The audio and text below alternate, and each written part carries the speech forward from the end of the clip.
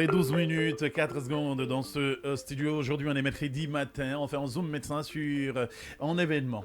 Alors, Mamsi, rebonjour. Rebonjour Massouma. Aujourd'hui, 8 juin, on parlera de l'histoire de la Guinée sous la colonisation française. Effectivement, Massouma, la Guinée est proclamée colonie française en 1891, indépendamment du Sénégal auquel elle était précédemment rattachée. Cependant, cette conquête ne s'opère pas sans résistance. Samori Touré, relayé ensuite par les peuples de la forêt, mène une guerre organisée contre l'occupation française sur la côte et dans les massifs montagneux du sud-est. En 1898, Samori Touré est vaincu. En 1899, les régions du haut du Niger sont annexées au territoire. En 1904, la Guinée devient une partie intégrante de l'Afrique occidentale française, AOF, administrée par un gouvernorat général. Les industriels français y développent plantations de café, de bananes, d'huile de palme ainsi que des activités minières grâce aux travailleurs forcés. La France impose un système d'administration coloniale identique à celui appliqué dans les autres territoires africains de son empire colonial sous l'autorité d'un gouverneur général. Le pays est divisé en 29 cercles, eux-mêmes dirigés par un commandant de cercle. Les chefferies traditionnelles sont souvent transformées et leur système de transmission bouleversé. Elles constituent progressivement un instrument efficace de la domination coloniale française.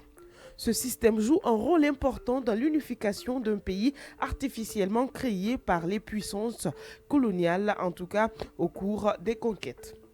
L'exploitation des ressources s'oriente vers la satisfaction des besoins de la métropole.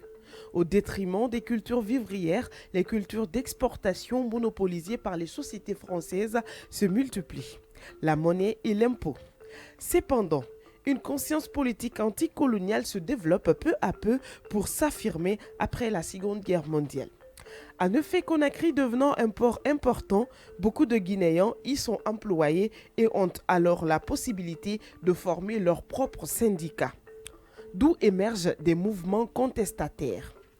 À la tête de la puissante Union générale des travailleurs d'Afrique noire, Ahmed Sékou Touré, arrière-petit-fils de Samori Touré, mène une action pour obtenir davantage de représentants africains dans le gouvernement local.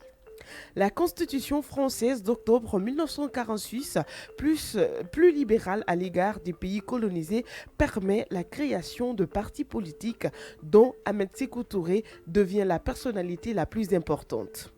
Lors du référendum de septembre 1958, la Guinée est le seul pays de l'Afrique francophone à rejeter la proposition du général de Gaulle concernant l'intégration des colonies de l'AOF au sein d'une communauté française.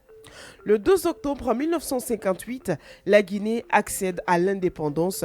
Sékou Touré, alors très populaire dans son pays comme dans tous les pays d'Afrique, en devient le président. Il prône le panafricanisme, la décolonisation intégrale de toutes les structures du pays et la mise en place d'une société socialiste. Mustafa Kamal. Et c'était donc notre petit...